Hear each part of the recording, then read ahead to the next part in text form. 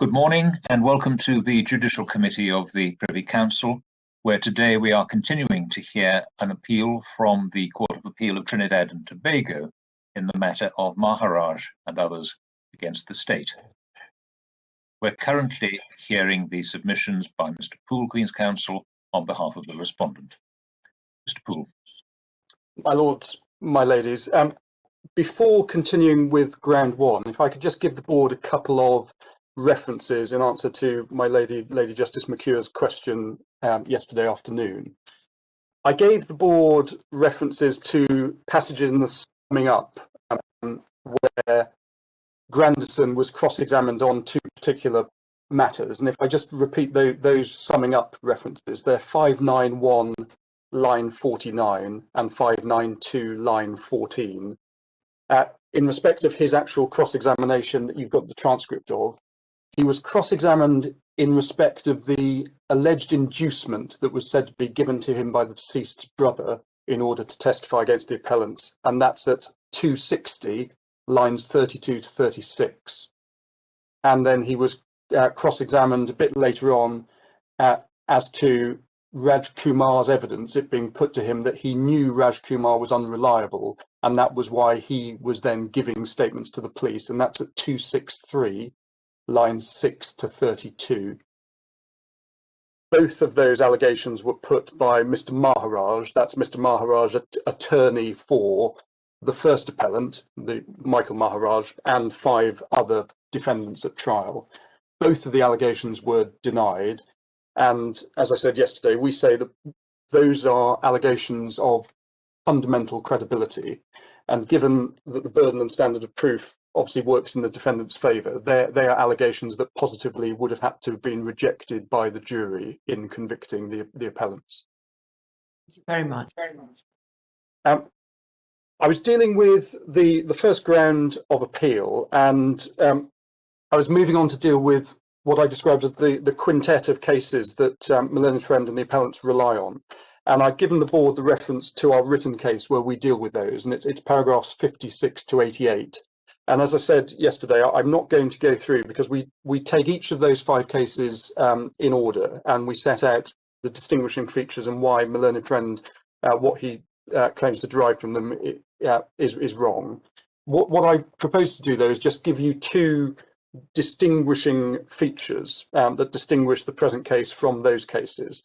Now, the first distinguishing feature is that Grandison has not been discredited elsewhere, and that sharply contrasts in my submission with the witnesses in particularly the McKenney case and the Hickey case.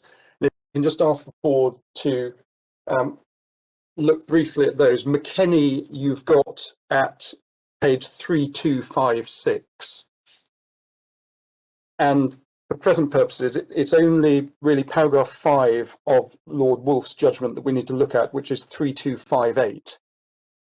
Where it said there about Childs' evidence, he being the recanting witness in question.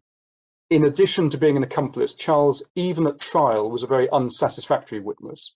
It's clear that the jury were not prepared to convict any of the defendants unless there was corroboration of his evidence.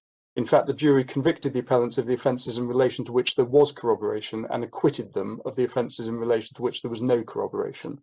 So we say, contrast that with Grandison. Despite being a admitted criminal and an accomplice, the jury clearly were prepared to accept his uncorroborated evidence. And the second case is Hickey, and you were taken by Mr. Fitzgerald to Hickey, and I'll make a point about the note that he's provided on the law in a moment. But just on this point, if the board turns up page 3118, which is the extract that's relied on in Hickey, but if I can ask the board to look at it's, I think 3119 is where we see it most clearly, beside letter B and C, and we see there that the recanting witness Sinton was found to be unreliable, including making up a wicked lie which was almost beyond belief. The Court of Appeal saying there they agree with Mr. Sedley on that point. And that was about the deceased boy and Hickey doing something extremely unpleasant prior to the shooting. Bear with us, Mr. Poole. I'm sorry about this. My lord, no problem at all. Seems to have been rectified. Thank you. I'm grateful. And the other point about Hickey is that there were over 10 contradictory statements. We've dealt with those and we've set them out in our written case, paragraph 73. So we say Sinton's evidence is simply incomparable to Grandison.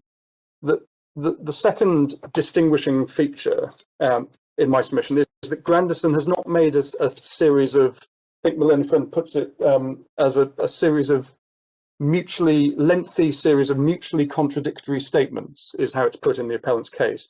Well, we say on a proper analysis, what we have is the recantation contained in the statutory declaration and the retraction given to Officer Ned. And the Court of Appeal deal with this in their judgment. It's paragraph 104, where they acknowledge, obviously, that you have Gerald Ramdine's evidence, but as they say, and I say correctly, that merely recounted what he was told by Grandison and the steps that he took to have that information formally recorded. There's nothing in his evidence, as in Ramdine's affidavit, that assists in determining whether what Grandison said was true or not. And the same it can be said and was said by the Court of Appeal, again, I say correctly, about Father Ventor. And just on the audio recordings, and I'll come back to these again when addressing ground 3, but it's an important point on what is being said by the appellants here. Grandison did not say in the April 2011 telephone conversation that he gave false evidence against the appellants, or that one of the reasons for giving false evidence against the appellants was a vendetta against some of the appellants. That we say is wrongly implied into that conversation by the appellants. And then in the 18 recorded conversations in 2017, again, Grandison did not admit to giving false evidence at trial, nor did he give a detailed account, as is said by the appellants, of regrets at having given false evidence. We say, again, that's a mistaken interpretation of those conversations.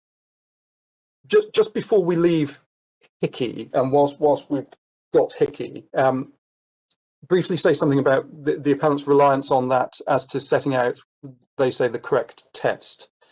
Now, I asked the board to have Hickey open again. It's 3118.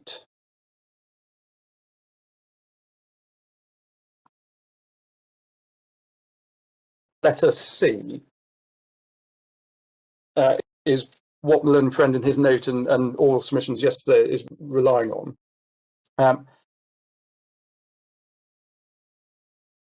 And we say, firstly, that doesn't produce a test of general application, is our first point.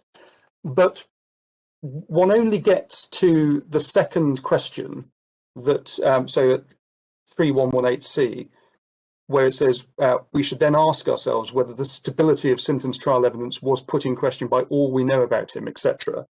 One only gets to that second question if the first question's been answered in the negative. And the first question is, well, was the evidence the product of coercion or influence?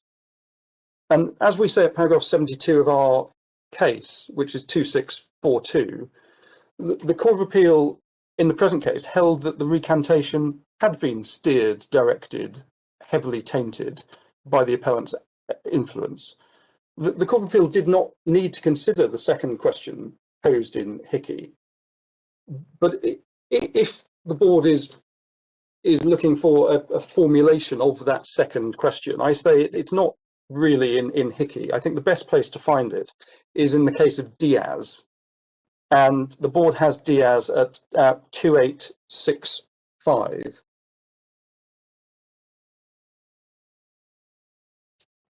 Well, sorry,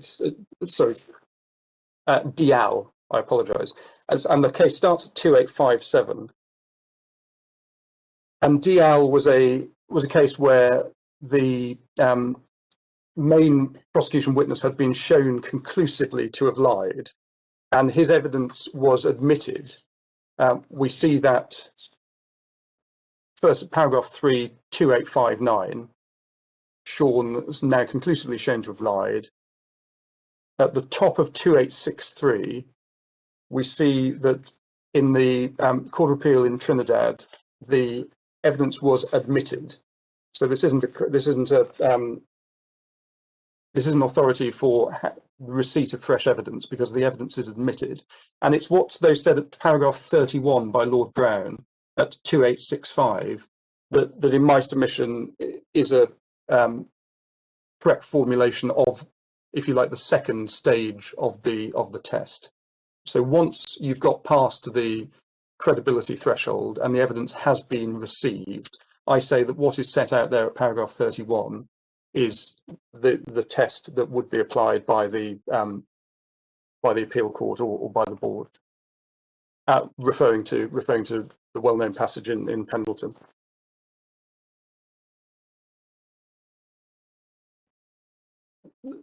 The next point that's made, my lord, yes, Mr. Bill, can I just be clear that I've understood what you're there saying? So as I understand Mr. Fitzgerald's, what I think he's asserting to be an alternative approach, the Court of Appeal in our case failed to apply an alternative test.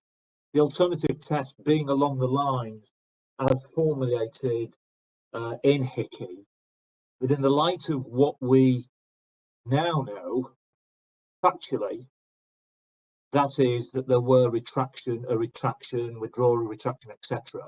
If we look at that in the round, we can't regard Grunderson as a reliable witness. I think this is the alternative way, as I understand him, that he's putting the case. And what he's saying is that the Court of Appeal just didn't look at an alternative approach. They never addressed that question.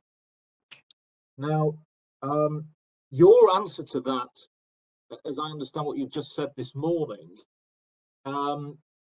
is that you only get to that alternative approach if the board has already taken the view that the fresh evidence is reliable, that is not induced by manipulation, etc., etc. Is that right? Is that what you're saying? My lord, that is what I'm saying, and that's what I say.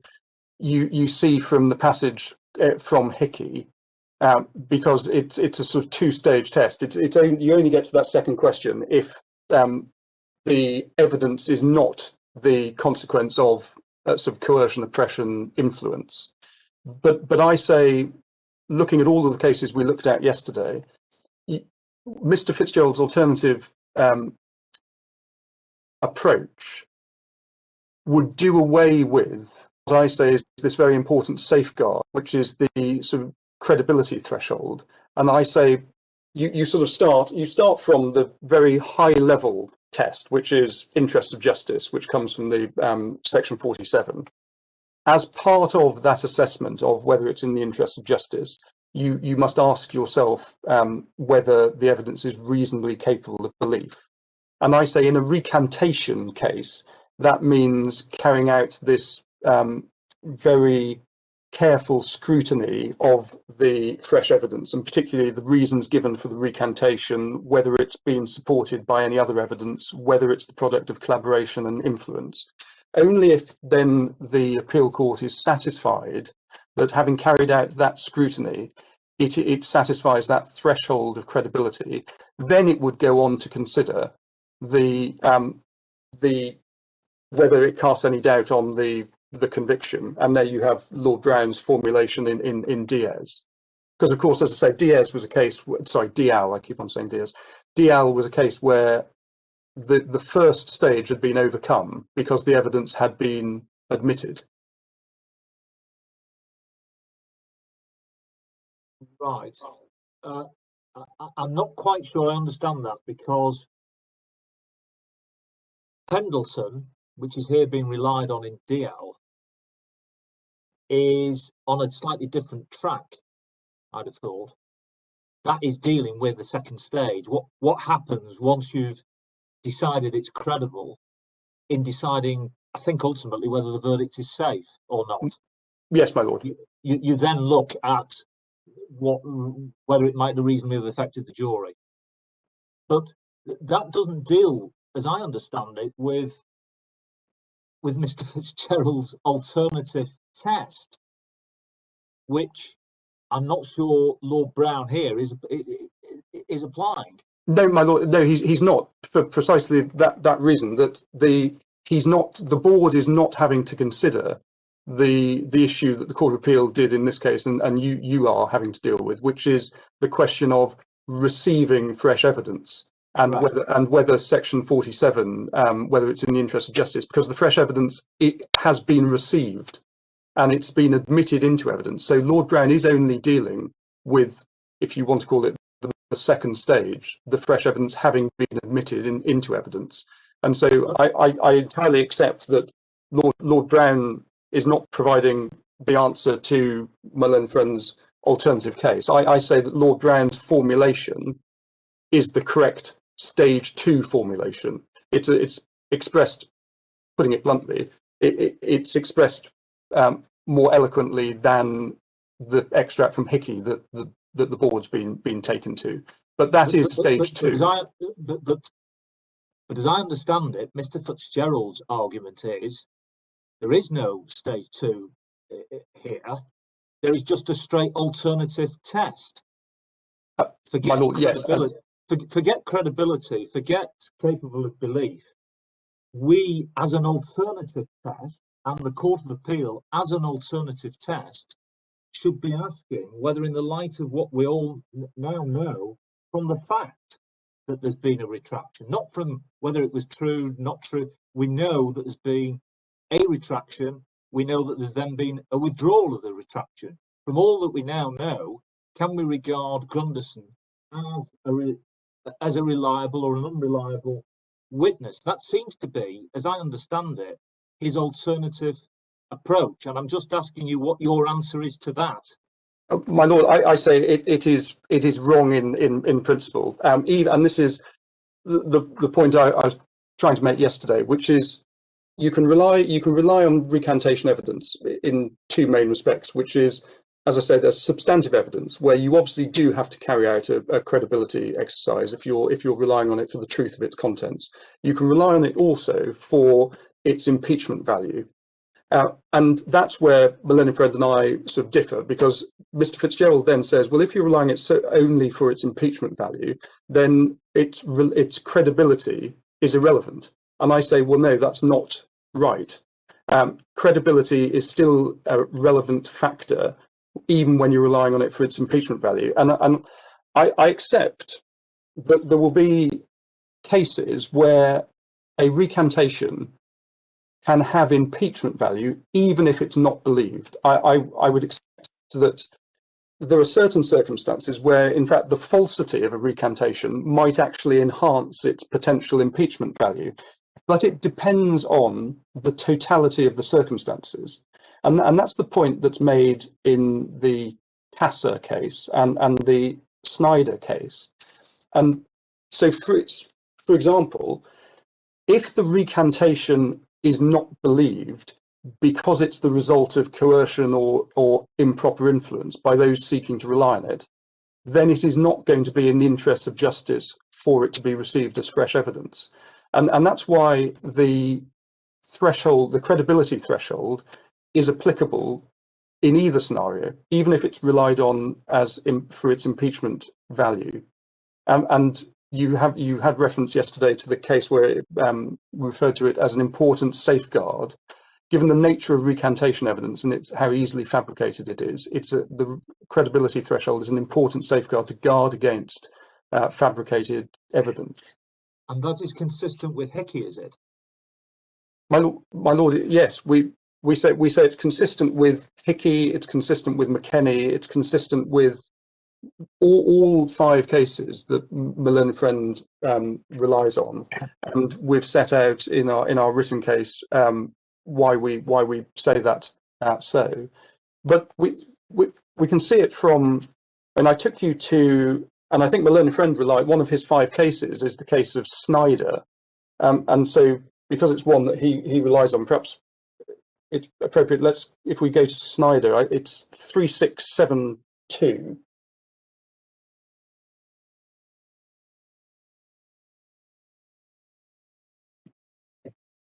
And for this point, I probably, paragraph 51, 3689. The qualitative assessment begins by identifying the purpose or purposes for which the evidence is admissible. First, admissible as substantive evidence. Burgess's recantation has value as substantive evidence only if it's credible.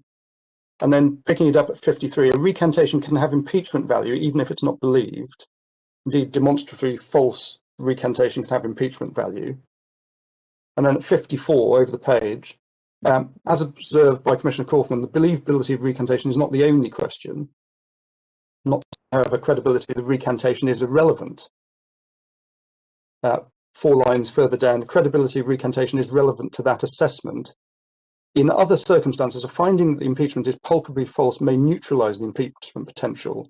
The impact of the falsity of the recantation on its impeachment value will depend on the totality of the circumstances, including any explanation offered for the recantation, and the extent to which the recantation is supported by either the trial evidence or other evidence offered on appeal. And then they cite Babinski, which I took you to yesterday. Well, Forgive me. In a moment, I think Lady Rose has a question, but can I just raise one matter arising out of something that Lord Burrows said a moment ago? And that concerns the second stage of the process and Pendleton. Am I right in my understanding that the emphasis in Pendleton is very much on the appellate court addressing for itself the questions to the safety of the conviction, and that the question of what influence evidence might have had on the mind of the jury is very much a subsidiary consideration? My lord, yes, that's precisely the point from Pendleton. It is the question for the appellate court is asking itself: might the fresh evidence reasonably have affected the decision of the trial jury to convict? Yes, but thank the you. Consideration for the appeal court. Yes, thank you. Now, Lady Rose has a question. yes, just looking at paragraph 53 at 3689, that first sentence seems to suggest that you can't have a strict 2-stage test of credibility first and then considering the impeachment value of the recantation. Rather, you have to look at the credibility of the recantation, and if it's not to be believed, then you have to, it seems, look at why it's not to be believed. And I think what you're saying is that if the recantation is incredible because of it was obtained by coercion or collaboration or inducement, then you don't get to the next stage. But this seems to suggest that there may be other reasons why it's not believed that still results in it being admitted, because in order to have impeachment value, the evidence has to be admitted as fresh evidence, doesn't it? Even if it's not believed. Well, my lady,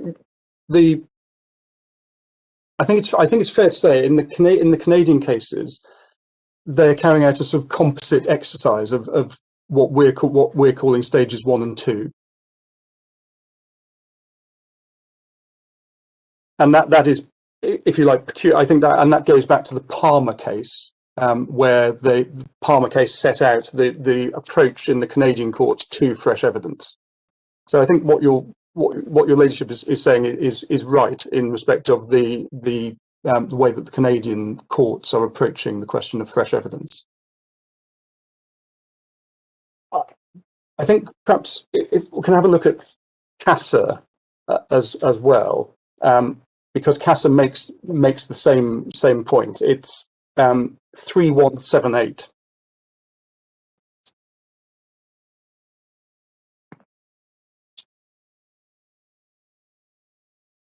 And if for this these purposes, if we pick it up in paragraph 96, which is 3208, where it says here the appellant tenders this fresh evidence for both purposes.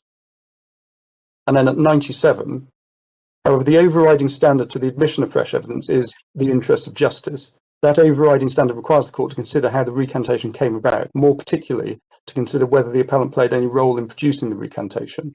If on a rigorous assessment of the fresh evidence, the recantation is shown to be the product of collaboration between the appellant and the recanting witness, or unacceptably tainted, then its cogency is so undermined that it would not be in the interest to admit the fresh evidence.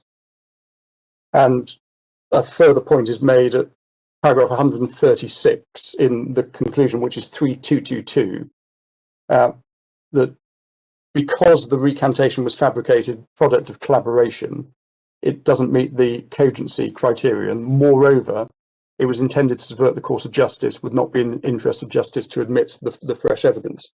And I made the point yesterday that the Court of Appeal in the present case followed very similar reasoning to the Court of Appeal in CASA, and come to very similar conclusions as to the recantation and the fresh evidence taken as a whole, which is why they conclude it would not be in the interest of justice to admit the fresh evidence in the present case. Lord. So as I understand what you're in essence saying there, Mr. Poole, but correct me if I'm wrong, you are in reality saying that Mr. Fitzgerald's alternative test is in fact not supported by the authorities. It's not an alternative test at all, that there is only one test which applies whether you're talking an impeachment case or not, and that is in essence the capable belief or credibility test. Is that right? My lord, yes. Thank you. The final point under ground one is that the appellants argue that had the Court of Appeal subjected Grandison's evidence to the analysis that they say should have been carried out, in other words, they receive it and then carry out the analysis Mr. Fitzgerald urged upon them, then the only reasonable conclusion it could have reached was that Grandison was a wholly unreliable witness. Now, I say that's wrong, and we deal with this at paragraphs 91 to 94 of our written case at 2646. And just briefly make the 4 points why we say it's wrong.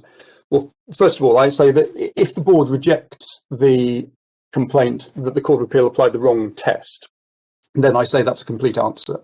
So that's the first point.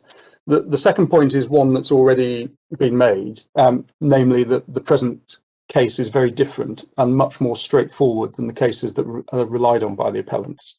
Namely, that here we've got a single recantation followed a month later by a retraction of that recantation. The third point is it is said by the appellants that a consideration that the Court of Appeal would have taken into consideration is that Grandison tailored his evidence to fit the prosecution case. And they make the point that there's no corroborating evidence for his account of the kidnapping. Well, that's answered by the simple fact that his evidence was subject to thorough cross-examination at trial and accepted by the jury. It didn't suffer, in my submission, from the same problems as the recanting witness, for example, in Pinfold and McKenney. And we started off this morning by looking at that case. And then fourth and finally, they say that they rely on the fact of Grandison's criminality and the fact he had serious charges outstanding that were discontinued before trial. And I dealt with that yesterday when I was dealing with Grandison.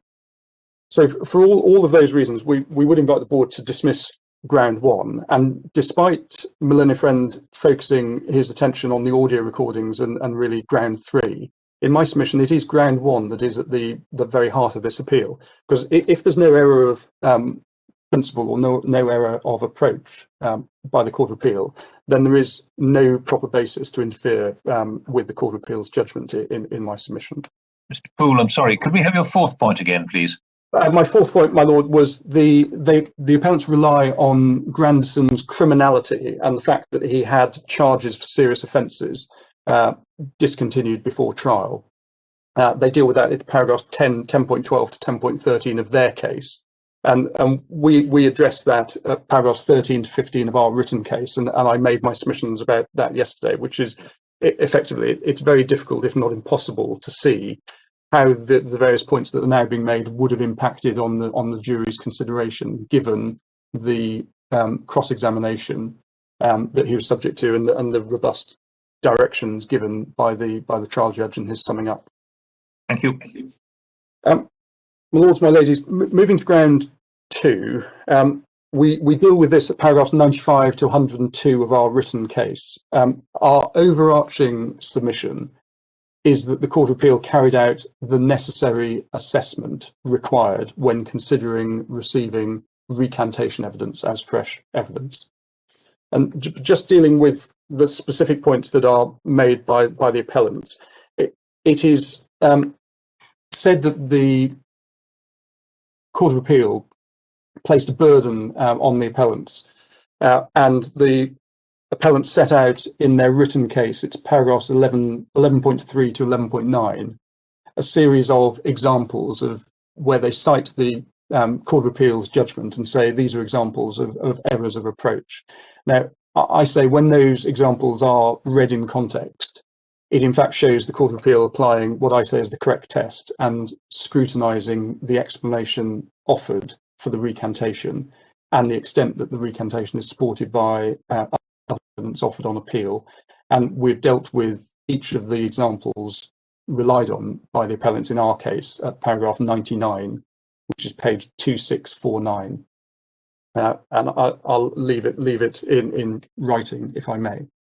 The next point that's said, taken by the appellants, is that the Court of Appeal effectively interposed themselves as primary trier of fact.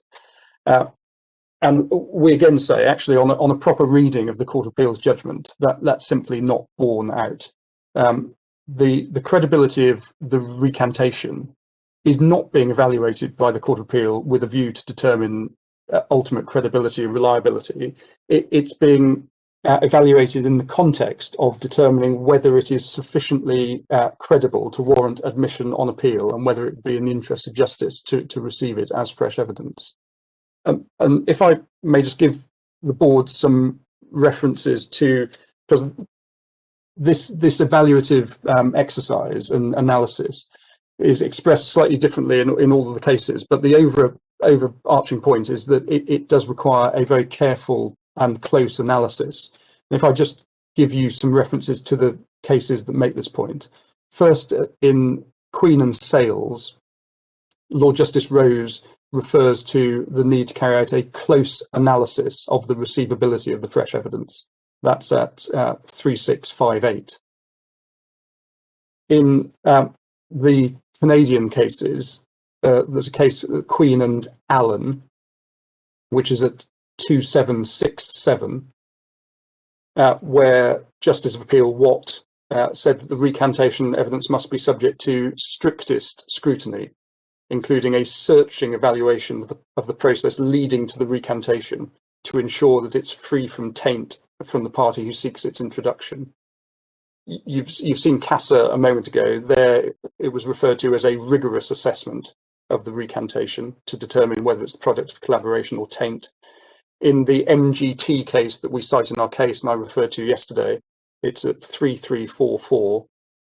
Justice of Appeal Watt referred to a searching assessment of the credibility of a post-conviction recantation being necessary.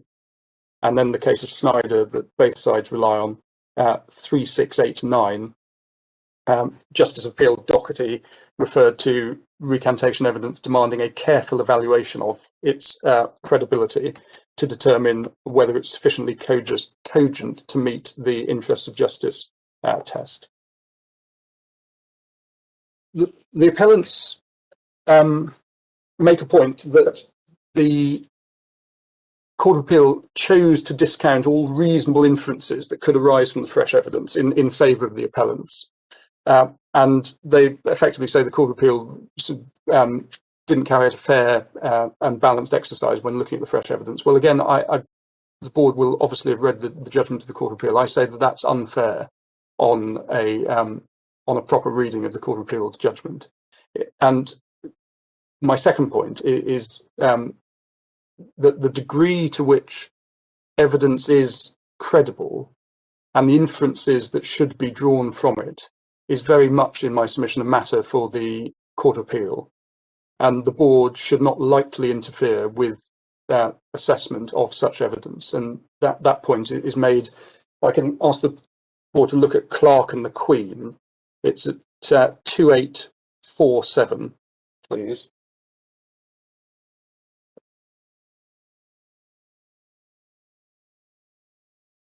This is a judgment of the board from Jamaica, judgment of Lord Hoffman.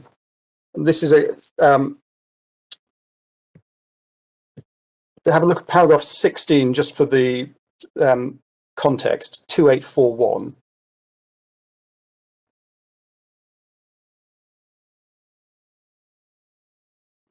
And then at 2842 at 19, making the point that the witness rose saying that his evidence at trial was entirely false. And for the point I'm making at the moment, it is what is said at paragraph 37 at the bottom of 2846. And perhaps noting before reading that paragraph, what's said at paragraph 33, the board adopting the guidance of Lord Justice Rose and R and Sales, as the Court of Appeal did obviously in our case.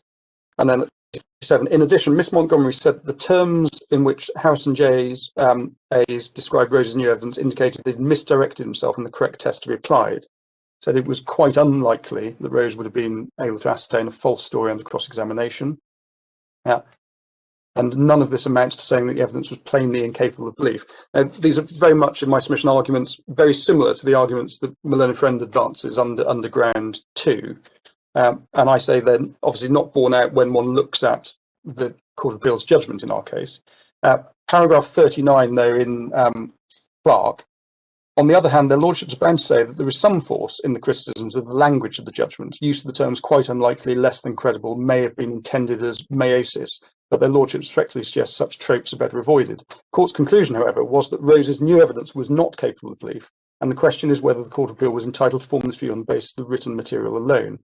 Paragraph 40, in answering this question, Lordship bear in mind that's been frequently said they do not sit as a second Court of Appeal. The degree to which evidence is credible is very much a matter for the Court of Appeal, and their Lordships will not lightly interfere with its assessment. And this is a point I'll briefly come back to when addressing ground 3, but I do say, particularly where no error of approach has been identified, or the submission that there's been an error of approach should be rejected. The board should not be interfering with respect with the Court of Appeal's assessment of the credibility of the fresh evidence. And then final point on ground 2. Para 12.6 of the appellant's written case, they contend that the Court of Appeal should have admitted the fresh evidence and then gone on to consider whether it might have affected the decision of the jury, so the Pendleton test. And as to this, if the Court of Appeal was wrong and ought to have received the fresh evidence, in my submission, it would inevitably have concluded that the appellant's convictions were safe. And I say that based on so 4 points. First, the adverse findings made by the Court of Appeal, particularly those regarding the evidence being tainted by the appellant's influence. The second point is the evidence of Officer Ned and the retraction statement. Thirdly, Grandison's evidence at trial. And fourthly, the board also has what the Court of Appeal say at paragraphs 197 to 200 of their judgment, which are paragraphs dealing with other grounds of appeal. So these are grounds that don't turn on the fresh evidence, and I readily accept that they are making the observations that the Court of Appeal are making here are observations made having refused to receive the fresh evidence, but they are addressing the ground of appeal here about the lurking doubt about the safety of the conviction. And what 197 to 200, which is pages 1165 to 1166, give the board is an understanding of how the Court of Appeal viewed the trial evidence. And I do say this wasn't, again, when one reads the Court of Appeal's judgment, it wasn't a finely balanced exercise of discretion as far as the Court of Appeal were concerned. We can see from the language that they use in the judgment, they had no doubt that the fresh evidence should not be received. I mean, they say at paragraph 171, which is 1154 in the bundle, the testimony they received overwhelmingly raised concerns about the bona fides of the fresh evidence. So I submit that had the Court of Appeal posed itself that question, having received the fresh evidence, the unanimous answer would have been no. It might reasonably not have affected the decision to convict by the jury. And so I would urge upon this board that this board should be satisfied that the verdict was a safe verdict, as the Court of Appeal obviously were. Moving then to ground 3, the complaint in a nutshell, as I understand it, is that the Court of Appeal effectively misrepresented and or underestimated the value of the audio recordings, and they got it so wrong that they reached findings that no reasonable Court of Appeal would have reached, and their judgment in this respect is perverse.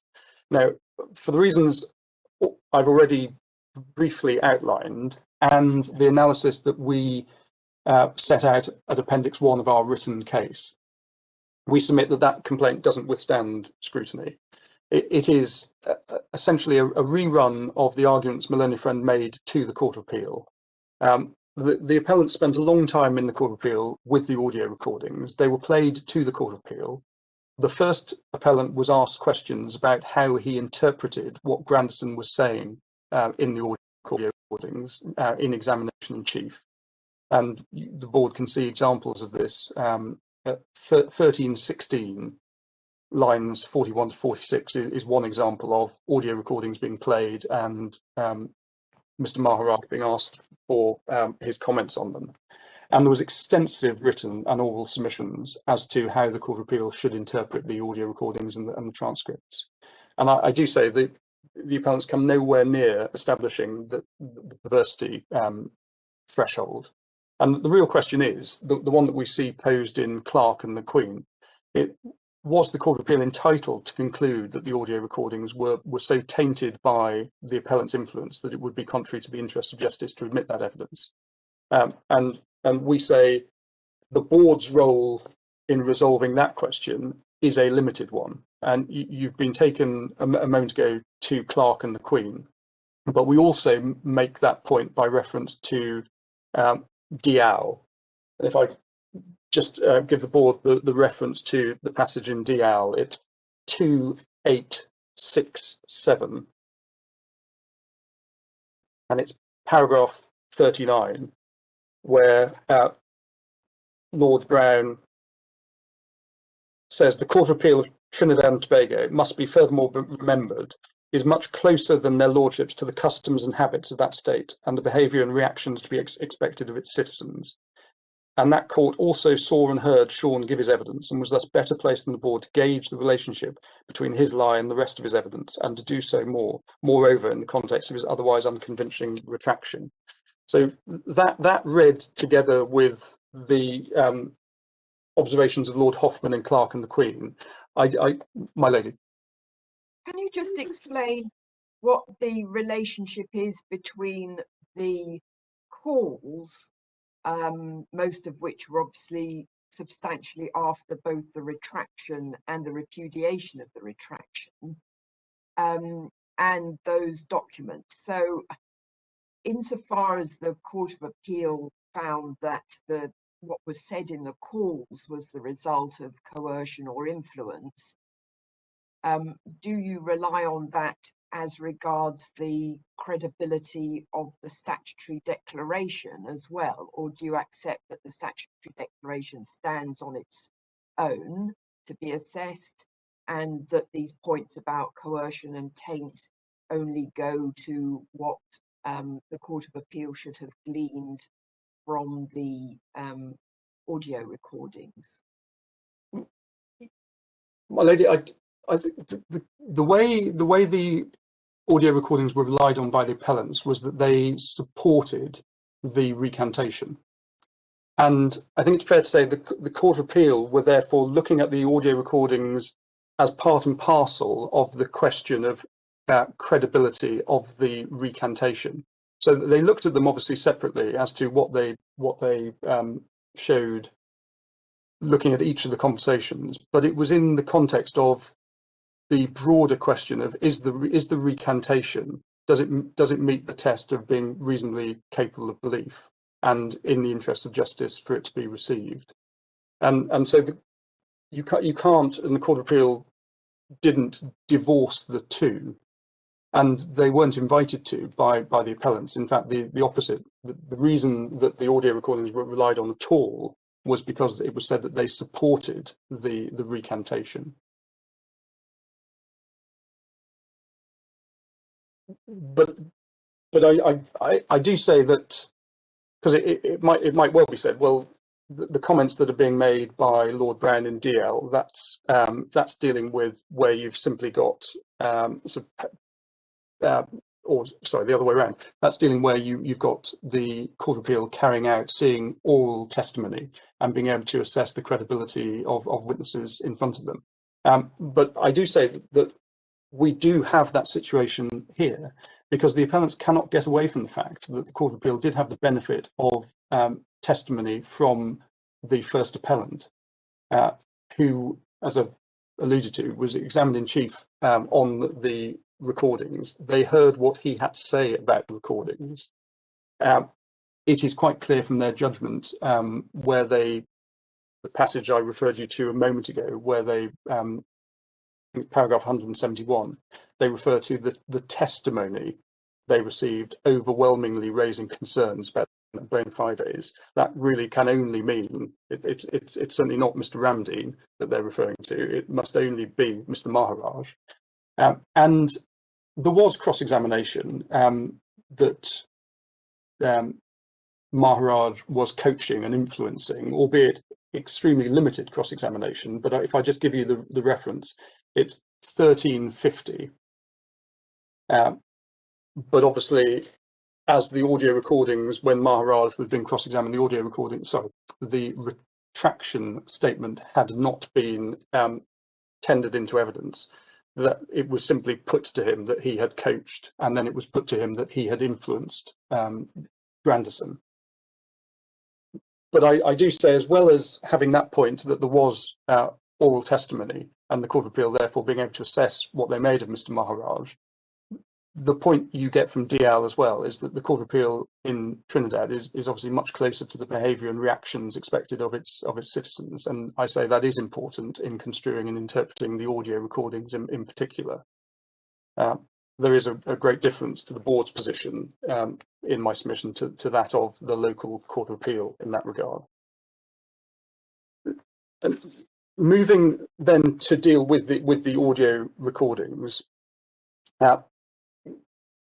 A lot has been said about them, and as I said at the start of my submissions yesterday, we have tried to deal with what has been said about them in writing, because it probably won't do it justice, and time does not permit me to go through every one of the transcripts and make my submissions, hence why we've got Appendix 1 of our written case.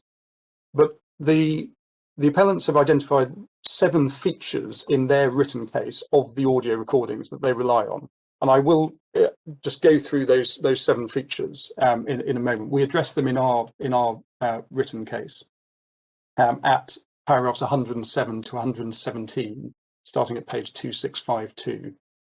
But before considering those, there's just a couple of points arising that we haven't addressed in writing, because they arise from my learned friends, I think, the second note that was filed on Monday, and they're two short points, if I may. First is about the promise to pay Grandison $35,000. That was obviously a significant factor in the Court of Appeal's assessment of the credibility of the recantation. Now, paragraph 1 of my learned friend's note suggests that the Court of Appeal erred when it recorded in its judgment that Maharaj evidence was that he could have compelled Grandison to attend the appeal had he paid him. Well, I say that criticism is entirely unfounded. Maharaj's evidence was very clear that had he paid Grandison $35,000, he would have attended the appeal from day one. And we see that from the transcript. It's his examination in chief at page 1333, lines 35 to 37, where he says, if I did paying here, he would come here last Tuesday, i.e. first day of the appeal. And further in examination in chief at 1337, lines 36 to 37, he says, if I did pay him, he would be here. And then he's cross-examined, and Maharaj says, of course, Grandison would have come had he been given the money. And that's at 1360, lines 9 to 13. And the Court of Appeal make a note of that point at 1518, lines 4 to 16. That's the Court of Appeal, the transcript of the Court of Appeal hearing, noting the Maharaj's evidence.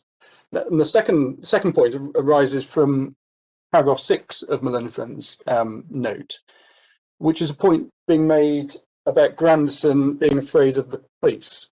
And what's said by my learned friend, prefacing this point, is at paragraph 158, the Court of Appeal says this of Grandison, and then it quotes, there is no evidence that he was afraid of the police. Well, the first point to note is that's not what the Court of Appeal say. They don't say there's no evidence that he was afraid of the police. What the Court of Appeal say is that the appellants have failed to submit any evidence to support the suggestion that Grandison was fearful of the police. And his behaviour, for example, giving a statement to Officer Ned, is inconsistent with that suggestion. That's what the Court of Appeal say at that paragraph. And the second point is that the only evidence relied on that Grandison was afraid of the police are a few selected passages from the audio recordings. But the Court of Appeal held that those were the product of influence and therefore not capable of belief. And that obviously includes the passages that my learned friend relies on as evidence that Grandison was afraid of the police. And what is clear from the audio recordings and from the transcript in my submission is that one of Mr. Maharaj's main aims was for Grandison to say he was afraid of the police. That was all part of the plan. And the fact that Maharaj was trying to turn Grandison against the state is confirmed by Grandison's retraction statement that he gave to Ned. That's at 958. And the third point on this being fearful of the police, when those passages are read in context, they don't, in my submission, substantively support the conclusion that Grandison was afraid of the police. The first passage that's selected by the appellants needs to be read in full. It's page 1068. And it needs to be read with reference to our Appendix 1 at paragraph 68 and 69 of that. And I say when one reads the transcript at 1068, it's clear that the aim of Maharaj in that conversation is to attempt to get Grandison to agree that the police are wicked and he's afraid of them. And Grandison initially disagrees and defends the actions of the police. It's only after repeated questioning by Maharaj that Grandison then goes on to state, I witnessed them putting his girlfriend on her knees. And Maharaj, if one reads on, is still concerned at the end of the conversation that Grandison is under the influence or has good relations with the police. And the same applies to the second passage that's relied on by my learned friend at 1077. Again, I say it just needs to be read in full and with reference to our Appendix 1 at paragraphs 74 to 77. And just the final point on this fearful of the police point, it has to be remembered that the conversations, bar the first that doesn't deal with the police, are all in 2017. And these are after Grandison has made his retraction statement to Ned. There's clear evidence in that retraction statement, and in my submission, it's understandable in the circumstances that Grandison was fearful of the appellants. You saw in the retraction statement references to him feeling under threat. And bearing in mind Grandison's fear of the appellants, coupled with the fact that unbeknownst to them, he's made a retraction statement, one can readily understand why Grandison would make statements to Maharaj when he's repeatedly questioned about his relationship with the police to keep Maharaj on side in my submission.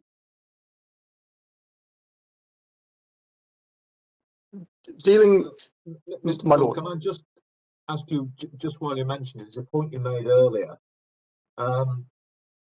You were talking about Lord Brown's observations in the Dial case about the local courts having the ability, inter alia, to see relevant witnesses, and you pointed out that the Court of Appeal had themselves had Maharaj in front of them.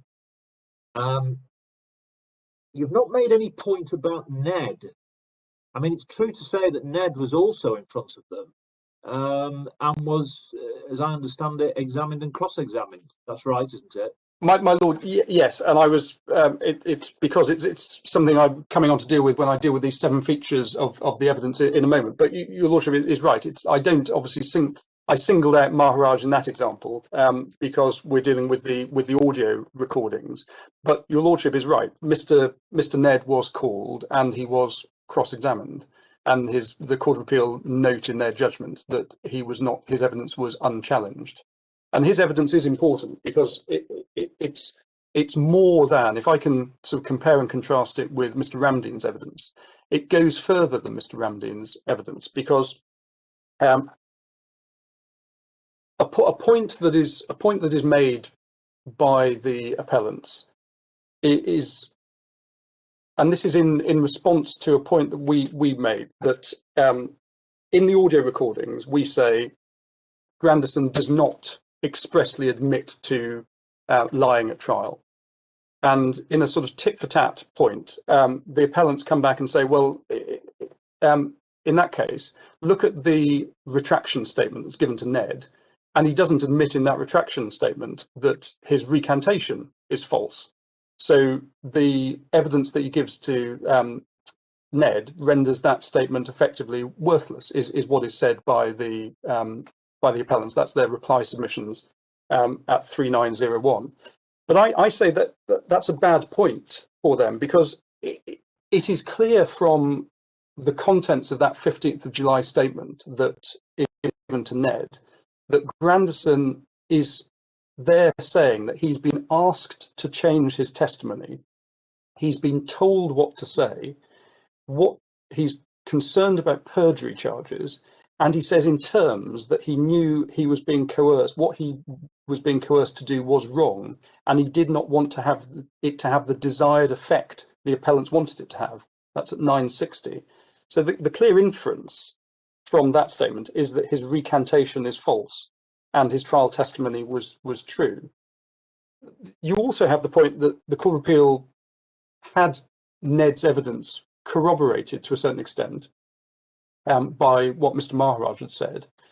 And then perhaps the final nail in the coffin is this, that Ned confirmed in his oral evidence that Grandison had told him his recantation was false. And that you can see that at 1479, which is an extract of the transcript of Ned's evidence. And he's asked to confirm whether this was correct. In other words, that he'd been told that the recantation was false by Grandison, and he confirms it is. It's lines 12 to 17. So, in actual fact, the unchallenged evidence before the Court of Appeal was that Grandison had told Ned that the recantation was false. So I take your lordship's point. We do rely on Ned, and we say that Ned's evidence was obviously significant when the Court of Appeal came to assess this credibility question. Moving then to these 7 features, and I perhaps can take them fairly quickly because they are all set out in writing in our written case. The first feature is that the appellants say the conversations were informal and unguarded.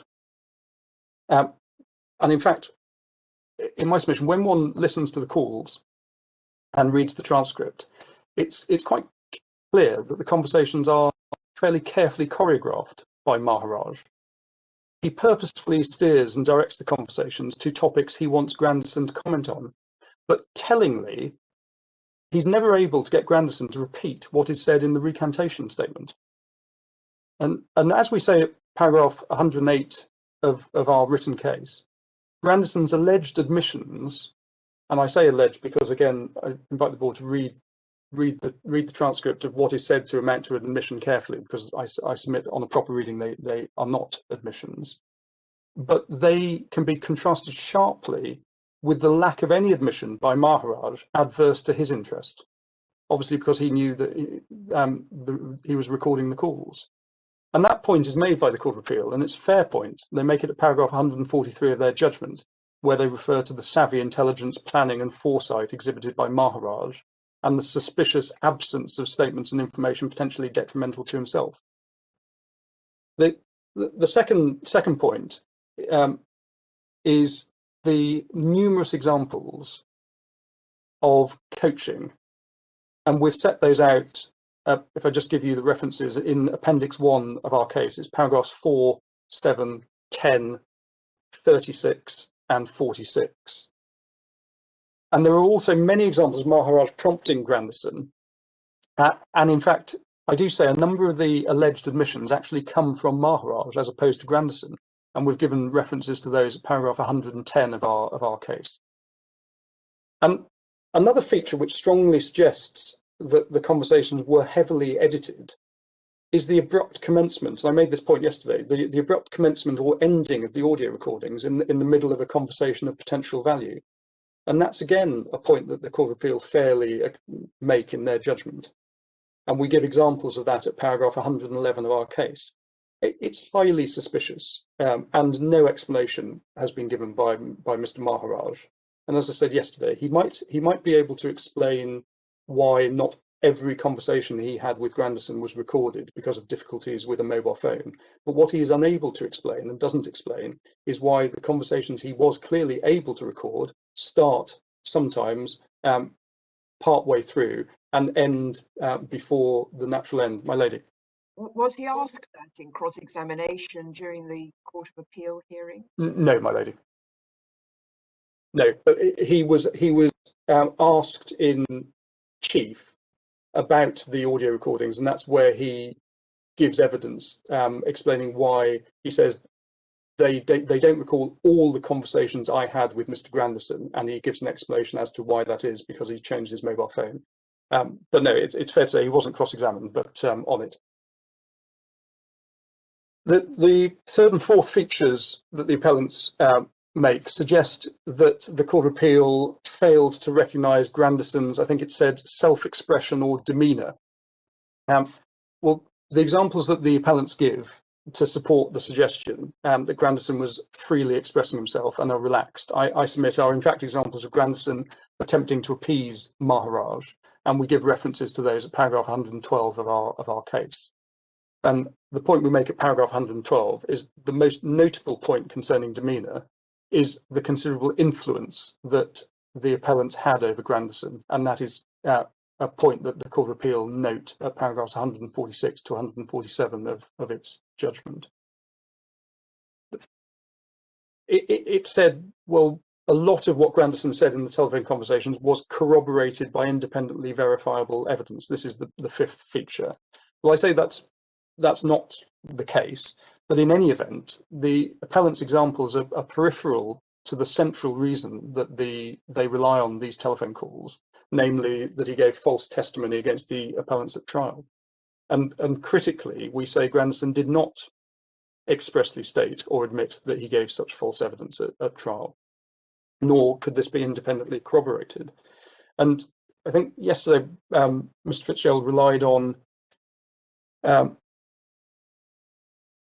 one of two conversations that takes place on the 10th of June 2017, and that was the 1066 and all that reference, and that was relied on as evidence that Grandison admitted lying at trial. Now, that we deal with that specifically at paragraphs 64 to 67 of Appendix 1 of our case 2684 is the reference. But I say when one looks at 1066, Grandison does not say that the police knew his evidence was false. Maharaj jumps in and says that.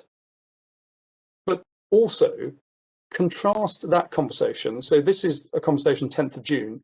There's a conversation earlier that same day, and we deal with this at paragraphs 56 to 60 of our Appendix 1, 2682, where Grandison expressly says that the police didn't know what he knew.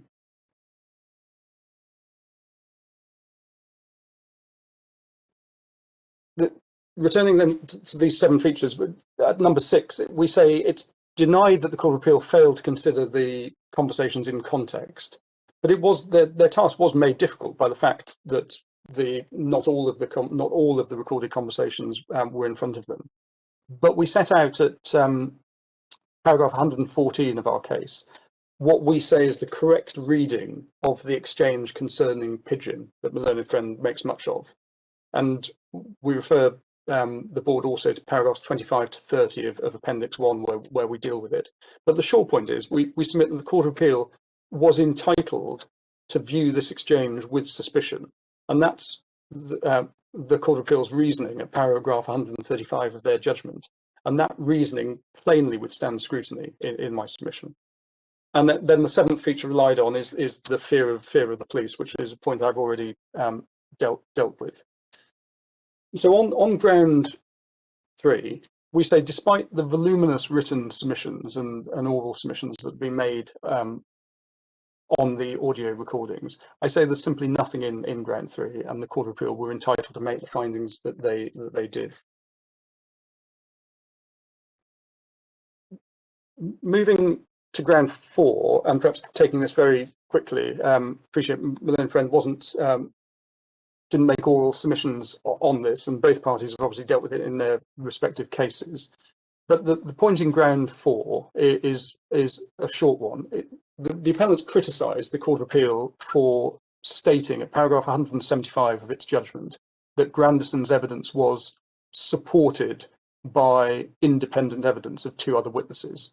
Now we say, and we deal with it at paragraphs 119 to 131 of our case, starting at 2655, we say there's nothing in that criticism. Firstly, when one reads the Court of Appeal's judgment, it is clear in my submission that the Court of Appeal were intimately acquainted with the facts and the evidence that was led at trial.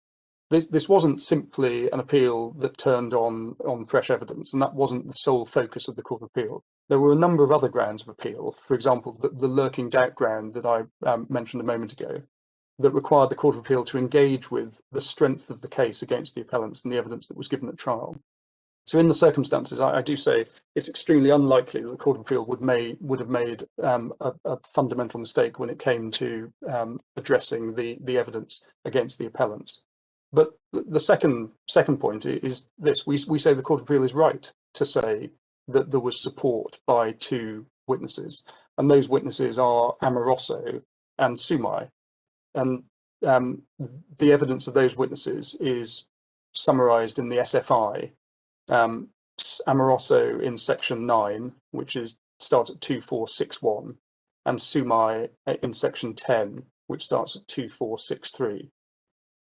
Both witnesses implicated Philip, who doesn't feature in this appeal, and Leslie Huggins, who's the 8th appellant. They were both implicated in the conspiracy to kidnap and murder Boudram. They also, both witnesses, linked Philip and Huggins to the other appellants. It was evident from Amoroso's evidence that this was part and parcel of a wider conspiracy involving others. He referred in his evidence to Dem boys and boys from Coroni. Amoroso also said in evidence that he asked Philip why he was letting them Indians give him all the nasty part of the work to do. You see that in summing up at 574, lines 13 to 16. And the central part of Sumai's evidence was that Leslie Huggins came to Sumai's home driving a red Escort with 2 young men of East Indian descent. They had some tyres in the back of the seat of the car. And that's all summarised by the Court of Appeal, paragraphs 13 and 191 of its judgment.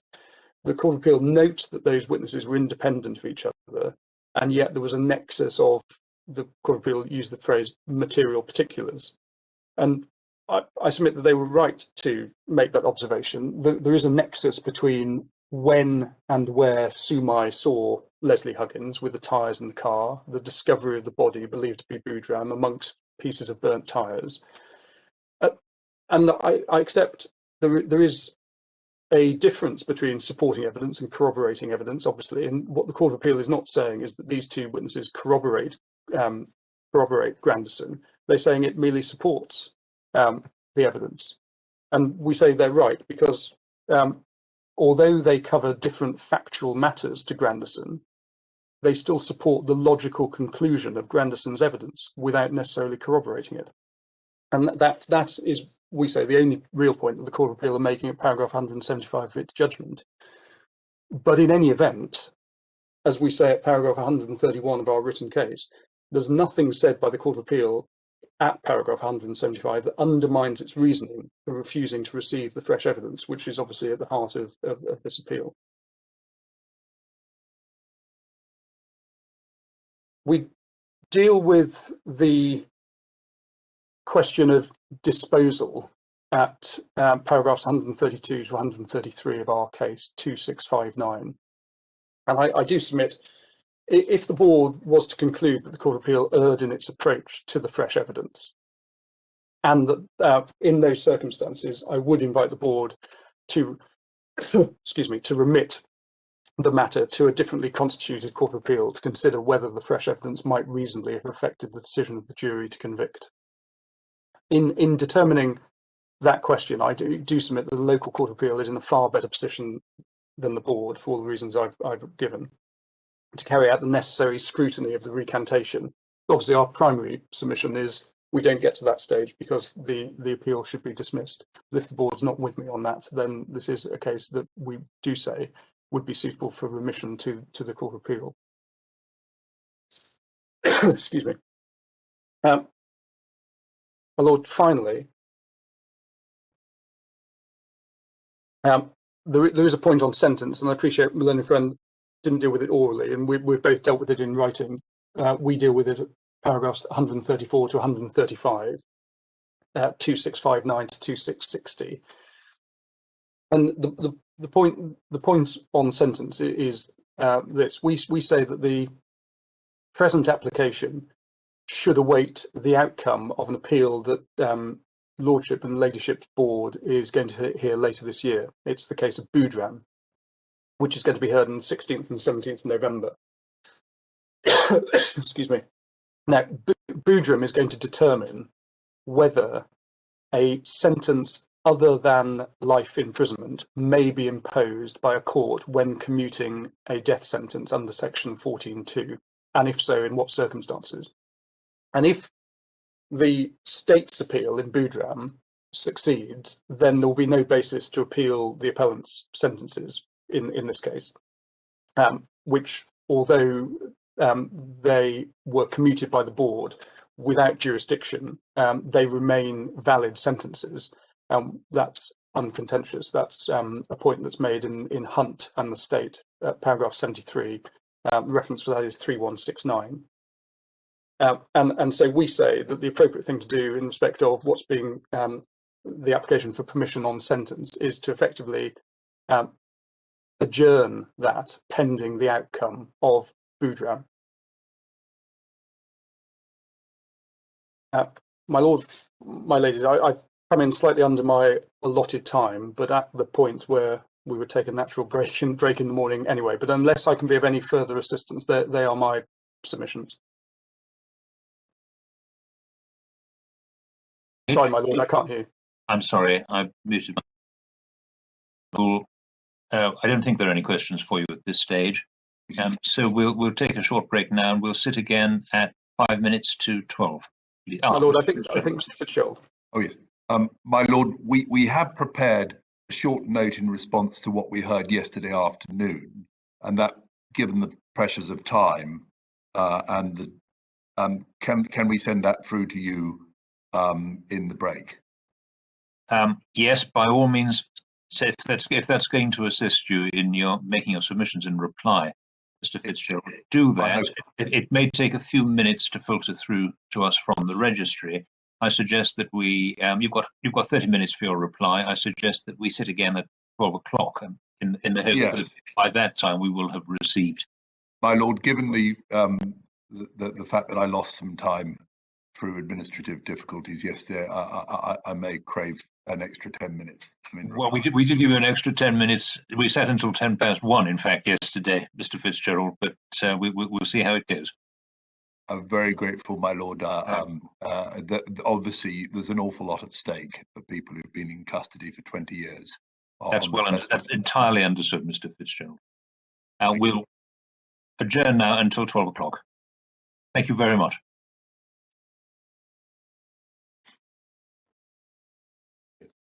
Yes, thank you, Mr. Fitzgerald. Yes, my lord.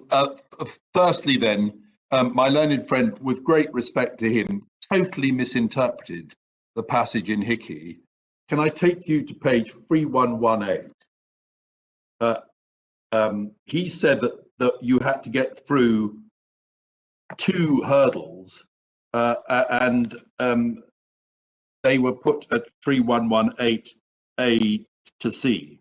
In fact, they are 2 alternatives, because the first thing was, firstly, do we accept or think it may be true that Kelly was a prison officer, and the allegation was that he had forced the retracting witness to give false evidence against the appellants.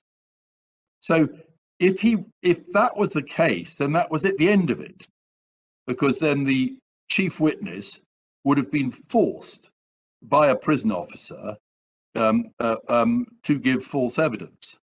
And they said, well, he wasn't forced by a prison officer to give false evidence. Mr. Sedley's accepted that.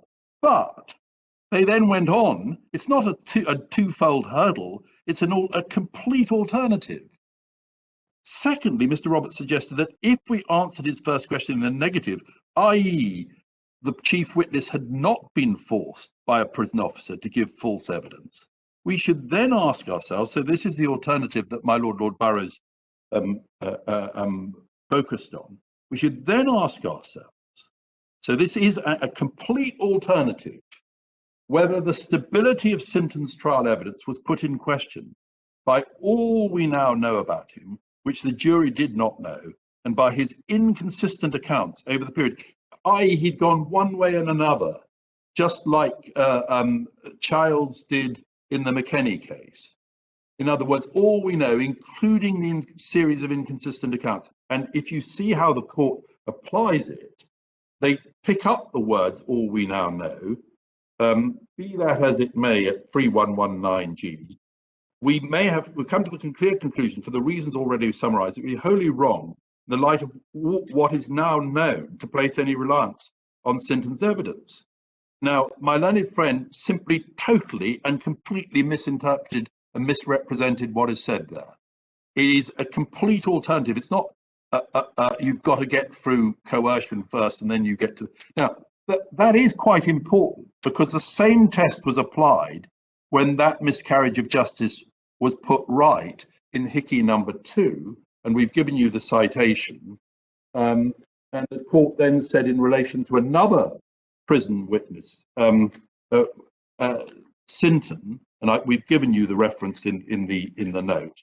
They said, in the light of what we now know, it would be wrong to rely on him too. And so the whole case against Michael Hickey went for that and other reasons. You've got that at 1.5, Hickey number 2, supplementary authorities, page 19. So, and effectively, that's what Lord Wolfe did in the McKenney case, to say, well, we know he's made a whole series of, written a whole series of letters to a pen pal girlfriend saying that he committed murders and that he fabricated. We'll take that into account in deciding whether he's a reliable witness. So it is an alternative way. You don't have to say, we choose that this is true and that is untrue. You can say, he has flip-flopped around and made a whole series of unreliable statements. Moreover, my learned friend then said, well, there's a difference because Sinton was shown to have manufactured a wicked lie. Well, in this case, we know, and one thing that's incontestable in the light of the admissions about Pigeon is that he's now admitted that he lied when he said, I didn't murder him. And I just to stress, you've got all the references, but he did say at pages 318 and 319 of the transcript, no, I didn't kill Pigeon. And he said that several times in cross-examination. To say, well, at one point he appeared to admit it, just demonstrates how unreliable this person was. But the real point is that the trial judge in the end was not able to direct the jury. You've heard him admit that he killed Pigeon and that he attempted to kill the witness in the Pigeon case. Therefore, take that fully into account. He couldn't do that because the evidence was equivocal. Now we know that he was guilty not just of a wicked lie, but of a wicked murder and a wicked attempted murder. And the jury didn't know that. The trial judge didn't know that. And so applying the Pendleton test might well have that made a difference. That's the, as it were, the rule of thumb, not the definitive test. It might well have. Now, my lords, my lady, if we go on to the note, the case law generally refers to situations where the only evidence relied upon is a retraction statement, whether in the form of a witness statement or an affidavit. There, the court expects to test the reliability of the statement. Even then, the court might admit it for impeachment purposes if it is very detailed and very convincing. But there is no parallel to the exceptional feature of this case, which is the 19 taped conversations. Those taped conversations, we say, are clearly evidentially significant because they contain a series of vivid and spontaneous admissions by Grandison in his own words. They include admissions as to why he lied. I mean, my learned friend was saying there's no explanation of why he lied. There is an explanation.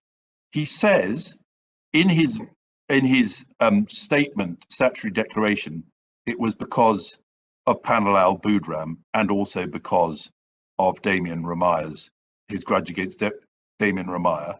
And he says exactly the same in the taped conversations. And they are directly admissible as admissions of bias and motive, which Mr. Maharaj could simply give admissible evidence of himself. I.e., if you come, and we've given you the Tomlins case in the authority supplement bundle, you can come and give evidence. This person admitted that the reason he gave evidence was bias and motive. And my learned friend says, well, there's no admission about Panel Al Boudram. That is absolutely incorrect. There are 3 pages in which he describes that he was promised money by Panel Al Boudram and therefore lied. And he's angry that he wasn't paid the money. That's at pages 1080 to 1082. The idea that that's not admissible, if it's not admissible, then the law is at fault, but it is admissible because it's an admission of motive and bias. And so is the admission about Damien Ramaya. Now, I do accept that many of the authorities provide evidence, and this is at 1.3. It's the person says, I lied at trial. The court then says, well, in a signed statement, the court says, well, we've got to test that. But here we have the whole history, which is set out in Appendix 1 to the case of, at page 2559, there's first the witness statement saying he's guilty, then the preliminary inquiry. Then he delays the trial evidence, obviously because he didn't want to give evidence. And we say clearly because he lied, and he told a lie in order to delay it. Then he gives evidence at the trial. He confesses actually before he gives evidence to Sean Paris. and Paris gave evidence about that, that the evidence he was about to give was going to be lies. He then admits that he lied to Michael Maharaj in April 2011, and you've got the tape of that. And it's a substantial. Those speech acts occurred. There's no doubt about that. Those speech acts occurred. He said those words convincingly. I can't tote that. That's a historical event. Then he confessed that he lied to Trial Venter. Again, it's a historical event. It's one of the things that we now know about him, that he went and told the priest that he lied. Then he went to Gerald Ramdeen. Now, they say, oh, he only said what he was told to say. That's what, but in fact, Gerald Ramdeen said he dictated it to me. And Gerald Ramdeen wasn't challenged on that. He dictated it to me. So if it's so false, Gerald Ramdeen says he dictated it to me and was never challenged or cross-examined to the effect that that wasn't the case. And then he swore the statutory declaration. Then it's true that he told Officer Ned that what he said was untrue, but one can see a clear motive for that, which he wants to avoid being charged for perjury. He wants to try and get some advantage from the police, and he's still negotiating for further advantages from the police in 2013, and that's why he won't sign what he's. So he goes one way and then the other, he goes one way and then the other, and then after that, we have the series of telephone conversations in which he reaffirms his evidence. You can't construe those admissions there as anything other than him reaffirming his evidence. It's ludicrous to suggest that those don't constitute admissions. We've set them out at 2.5. He freely volunteered statements in his own words about clearing his conscience, and that's at 985. And later about paralyzing his ministry. My learned friend in his analysis in his appendix just fails to deal with that. He cites it, but he simply fails to deal with it. Then his admission to having murdered Pigeon, 1012 to 1015. My learned friend fails to deal with that. He just doesn't comment on it at all because there's no answer. His reference to lying being so easy as pointing a gun, my learned friend again just doesn't deal with it. He's got no answer to it at page 1034. His talk about leaving breadcrumbs and coming with the undisputable truth at page 1066. He doesn't reply, he can't answer to that. He himself volunteered the effort about the driver being a ghost at page 1064. Again, no answer from my learned friend. He cites it, but he doesn't deal with it at all. And then Romans 6, his detailed account of his dealings with Panel Al Boudram. Now, can I just make this point? That's at page 1080 to 1082, where he says that there was a promise, but it wasn't honoured. The judge, in his summing up, volume 2, page 592, says there is no evidence that he was paid by Panel Al Boudram. No evidence. Now we have indisputable evidence, a 3-page detailed admission. I was promised payment and I'm angry that I wasn't paid. Now, how can my learned friend or the Court of Appeal seriously suggest that that was only because he was coerced? It doesn't sound like that at all. It sounds like he's genuinely angry that he wasn't paid. And he didn't need to volunteer it. He could have said, no, I was never paid. I never offered payment.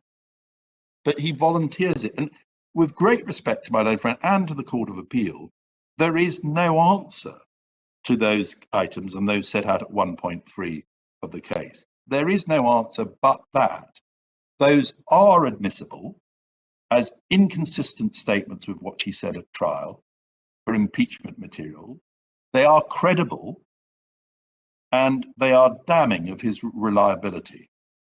They go to motive, they go to the fact that he denied a murder repeatedly in his evidence at trial, but now admits it, and an attempted murder too, and that he simply didn't care about the truth because it was as easy as pointing a gun and pulling the trigger. Now, with great respect, if the law cannot find a way that those admissions come in then I respectfully submit there's something wrong with the law, and there isn't, because they're inconsistent statements, they're admissible as such, they're motive statements, they're admissible as such, they're impeachment material, which is prima facie credible and admissible as such. And my lords, so that's the point we respectfully make, that McKenney, the statements were admitted, although Lord Wolfe said we can't tell where the truth lies, but we admit the series of letters in which he confesses to murders and admits fabrication. And that's at paragraph 62, which we looked at yesterday. Here, we've got much more. We've got extensive viva voce evidence. Now, my learned friend in the Court of Appeal thought it was sufficient to say that because there's some prompting there, and because there's some raising of issues, and because he at times says you lied, that invalidates all the rest of it. It's not an either or. There may be some prompting, there may be some coaching, there may be some saying to him, but for example, we never exclude a police interview because the police put questions to a person saying, you did this, didn't you? And the person says yes. It's admitted. And this guy's completely free. He's not in a cell. He's out on the outside. He's talking to someone on the inside. He can go to the police at any moment if he wants to. And what does he do? He makes detailed admissions, which we summarize at 1.3, and I tried to go through, to which admissions really what the Court of Appeal did and what my learned friend is doing is nibbling at the edges, saying, well, there's these bits where you can say there's a prompt, there's these bits where you can say he raised it. But when you get to the heart of it, when you get to the admissions about putting the gun, when you get to the admissions about being bribed by Panel Al Boudram or offered it, about the ghost, about the breadcrumbs left, and I'm coming to court with the indisputable truth, there is no answer. And I respectfully submit that that's why the Court of Appeal got it wrong. They said that because there was some evidence of prompting in those interviews, because there was some evidence of him putting things to him, just as a police officer would in an interview. I put it to you, you did this.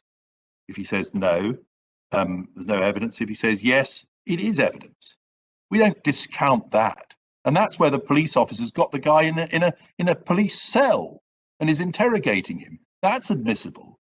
So to say that it's contrary to the interests of justice to admit these admissions of perjury, which nearly got 9 people hanged, is a perversion of the notion of what is in the interests of justice. Surely where in all the Court of Appeal cases, and indeed Pedro, the Court of Appeal of Trinidad, is if you're left at the end of the day with any doubt, you resolve it in favour of setting aside the conviction. And Pedro does that. And so my lords, just to complete it, so we say, in fact, we submit the admissions at 1.5 are admissible as evidence of bias and malice. They're admissible as impeachment material. That was recognised in Snyder and White. The passage just cited where even if it's not believable, it can be admissible. For example, if it shows the guy's a complete fantasist, or it shows that the guy is a highly skillful manipulator. The one thing you're left with is, if this really is untrue, he's an extremely clever and manipulative liar. And that's exactly the point that Justice McHugh makes in the case of Pollitt. He says these kind of prisoner witnesses are extremely skillful and manipulative, and they come across to members of the jury as very convincing, likable people. And that's why you can't say, oh, well, he withstood cross-examination. You've seen the cynical remarks made by this Grandison saying the lawyers were rubbish. They didn't ask me the right questions about the ghost. Triumphing in the fact that he deceived the jury.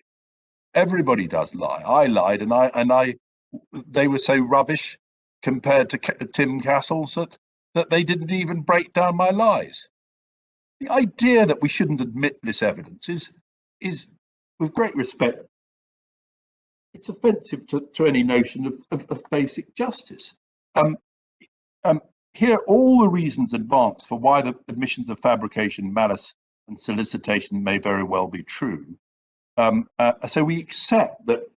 What I do accept, in answer to my Lord Aldeburgh's point, is it's right that before you use it as impeachment material, you've got to say, well, as it were, is it evidentially valuable impeachment material? Does it have some credibility as impeachment material? I accept that, and that's what the Canadian cases accept. But this does, and this is at the bottom of 1.5, accepted there is a relevant factor of credibility, or as it were, evidential value. But all the reasons advanced for why the admissions of fabrication, malice, and solicitation of payment may very well be true, and certainly meet the necessary minimum threshold, we've put before the court. And then finally, at 1.6, we make the point, if necessary, the court could adapt the test that has been developed under the broad umbrella of Section 47. So it depends how widely you interpret capable of belief. But I say it's capable of belief that he made the admissions, it's capable of belief that he made them in his own words, and it's capable of belief that they reflected his genuine state of mind and his genuinely what happened. So we say the fact that Grandison cannot be called cannot be the end of the story. We say that the kind of approach that, well, we haven't heard from him, that's it, couldn't be an inflexible rule. And then if I can just turn to, so we've set that out, and we say it's completely different from Patel, and we've set that out in the reply, and in our case at 7.4. Firstly, the appellants took every step to call him. It wasn't the case. Patel was a case where they were saying, here are the statements, look at them and accept them. We're not going to call him. We don't even say they're true, just look at them. But here, they took every step to try and call him. There were recorded conversations, and it was being submitted. The admissions in the statutory declaration and the recorded conversations were true. So too, the court was invited to accept the admissions to the murder of Pigeon and the attempted murder of Courtney Reeve. Now, then, if I can just turn very briefly to part 2. My learned friend put forward 4 reasons why the Court of Appeal was right to rule that the retractions were not capable of belief.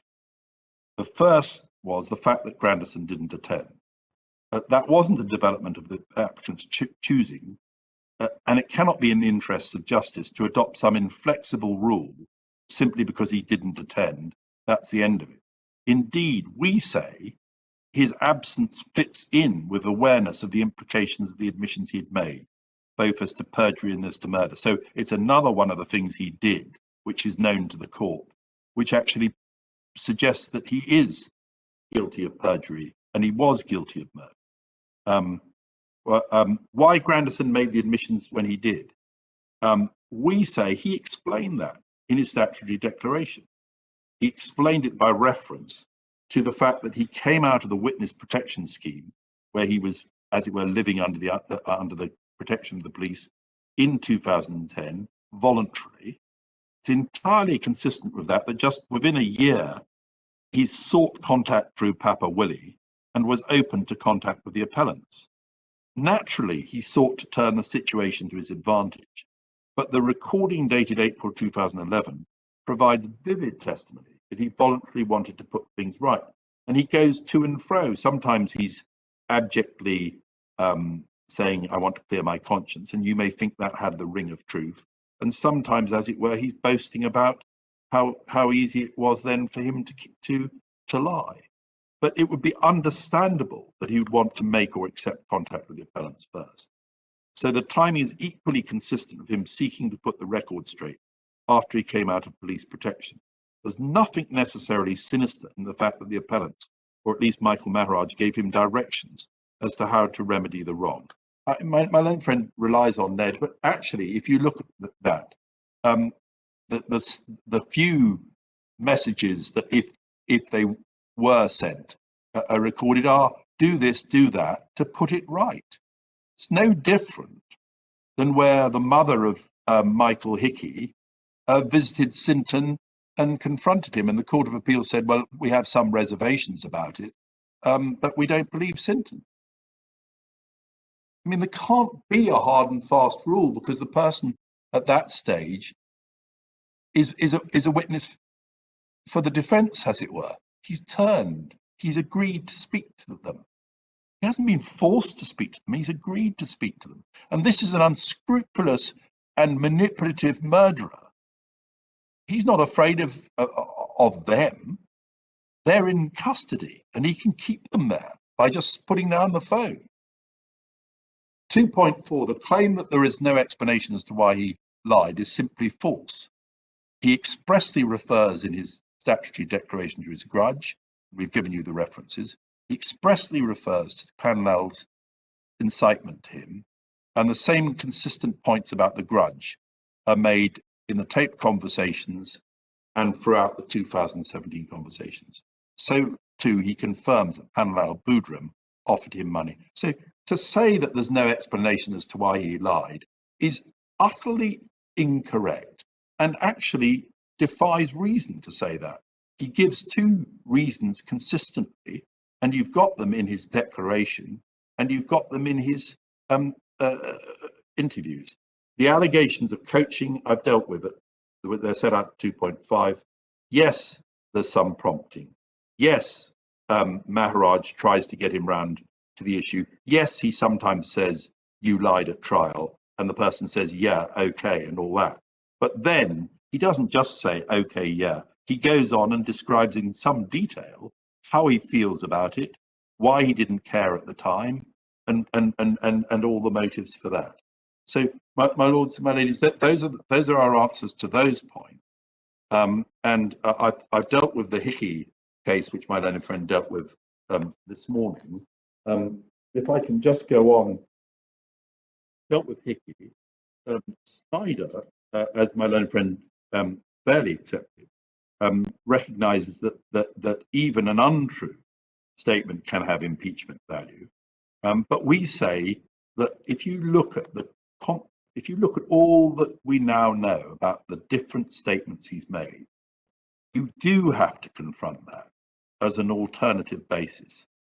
Even and you can't say it would be wholly unreasonable, and was wholly unreasonable, to say that everything he said was the result of coercion. I mean, we very well we know, and we exclude sometimes where a police officer's put undue pressure on someone, but there's no undue pressure of that nature here. But in any event, if the person goes on to give an extremely detailed confession in their own language, it does have evidential significance. And that's what happens here. There's no coercion. There is some leading, but he then goes on to adopt and, as it were, run with the ball in his own language. That's admissible. My Lord Lloyd-Jones made the point that in Pendleton, in the end of the day, it's a matter for the Court of Appeal to decide whether it's safe. Of course, I accept that. It's just that at paragraph 19, Lord Bingham said, it's very helpful and a useful test to ask yourself, what would the impact of this evidence be? Or might it well have led to a different verdict? And I accept my Lord Sale's point put to me yesterday that, of course, there may not be a retrial, but Lord Bingham said you have to discount the possibility of a retrial. You just have to, but you're doing that to test the question of, was the trial, as it were, unfair or defective because the jury weren't aware of these matters? And then you can look at all that is now known, and the court can say, in the light of that, are we safe?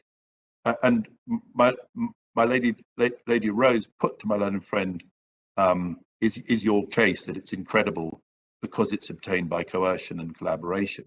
My learned friend said yes, but the answer is it's not incredible. One, there's no evidence of coercion, to say that offering to pay, to say that it's coercion because he prompts is ridiculous.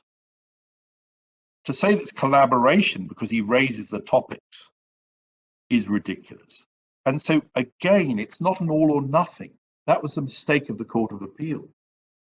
And then my own friend ran through the various cases, Sales, Allen, etc.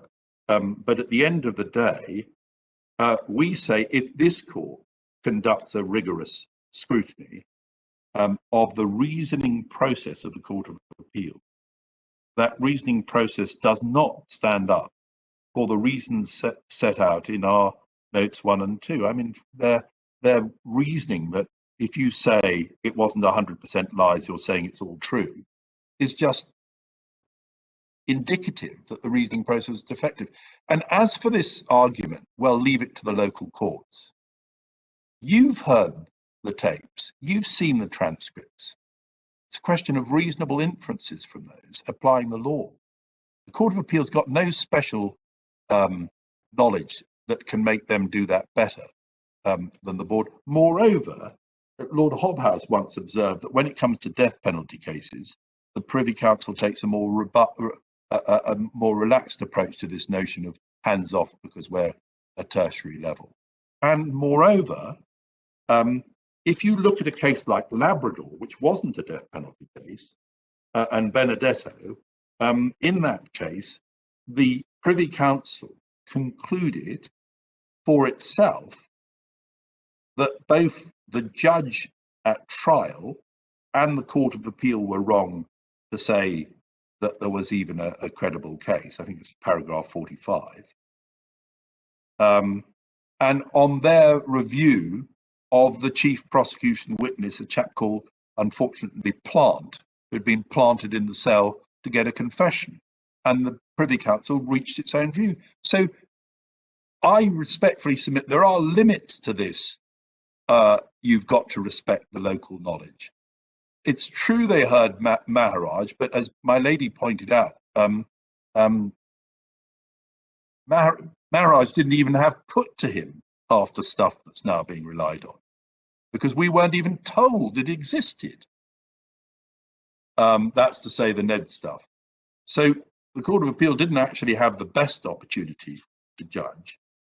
And then my learned friend went through the 7 points about the audio recordings. Can I just go very briefly through them?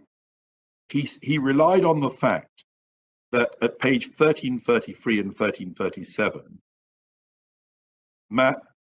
Maharaj said he would have turned up if I'd paid him. He didn't say I could have compelled him by paying him. That's the, and it's his opinion, and it's his jaundiced opinion. It's not evidence of fact. He then dealt with afraid of the police. 7 features. So he says conversations were informal and unguarded is not true. Well, we say that they were informal and unguarded, and I asked the court to draw that inference. The coaching, number 2, but he assents to the points put to him. We never say because a police officer put something, well, he's coaching and therefore we disregard the answer. It's edited. Well, he wasn't even cross-examined on that point as has been taken. But in any event, the court's perfectly entitled to look at what we have. What we have clearly wasn't influenced by anything else. He didn't say, put on an act and tell an amazingly good story about how you were bribed by Panlal Budram so that I can play it back to a court or I'll kill you. I mean, that's just ridiculous in some unedited bit. And then the 4th point is that that he says in his self-exposures. I'm so sorry, I can't remember what the 4th point was, but the 5th point was about corroboration.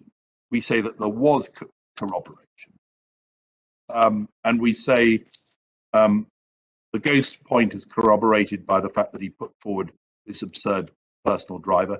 The Panlal Budram point is corroborated.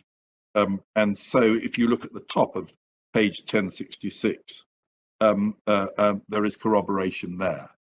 The 100% lies point I've made, we say you cannot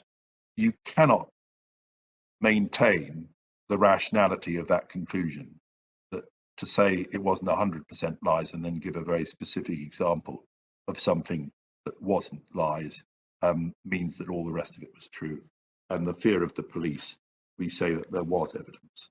My lords and my lady, in relation to ground 4, we say you can get no further than to say that the evidence of Amoroso is consistent with, it doesn't support in any material particular the evidence against 8 of the appellants, and it's very marginal in relation to the other because he doesn't even allege that he was there at the time of the killing. If Grandison goes, we say the case goes against all of them. And we say, in fact, there are 2, as it were, paratactic parts of the case, which don't really fit together. The Amoroso part, which doesn't even mention any of 8 of the appellants, and the Grandison part, which, if that falls apart, you couldn't possibly say that the verdict was safe in relation to any of the appellants. And my lords, as to disposal, we say the court can conclude, and we respectfully invite the court to conclude, just as the court did conclude in Benedetto, that the whole verdict is unsafe and there's no question of any retrial. But if you think that the Court of Appeal in Trinidad should be given the opportunity to reconsider it in the light of the correct matters, then that is, as it were, we say, a long stop, the lesser alternative, certainly to dismissal. And finally, on sentence, we ask you, we agree with my learned friend that you could adjourn that pending the determination of the Boudrum appeal. And what I'm very grateful to the court for the 7-minute indulgence, and but as your lordship, my lord Lloyd Jones will appreciate, there is quite a lot of territory to cover. And my lord, our final plea is this really is an exceptional case, and it may require a refinement of established tests, because I don't think there's ever been a case where one's got these kind of tape recordings. Usually there were letters which were admitted in McKenney. There were statements which were admitted in Hickey. But and I accept it was an extremely difficult task which the Court of Appeal were faced with, and indeed they were very fair in having the de bene hearing. But I still respectfully submit that their conclusions were irrational, and that they failed to deal with ground 1. And my lords and my ladies, maybe because it's such an unusual case, it does require some refinement of legal principle. But in the end of the day, I say that is admissible evidence, and it ought to have been admitted. And once admitted, applying the Pendleton test, which was again applied in the Barry George case, if this evidence were all deployed, one couldn't possibly say that it wouldn't have made any difference. So my lords and my ladies, those are my submissions. Well, Mr. Fitzgerald, thank you. We're very grateful to you and to Mr. Poole for your submissions. We're also very grateful to your juniors and those out of sight who would, in other circumstances, be sitting behind you for the preparation of this complex matter. We will take time to consider our judgments in the matter, and we will announce our decision in due course. Hearing is now adjourned. Thank you very much.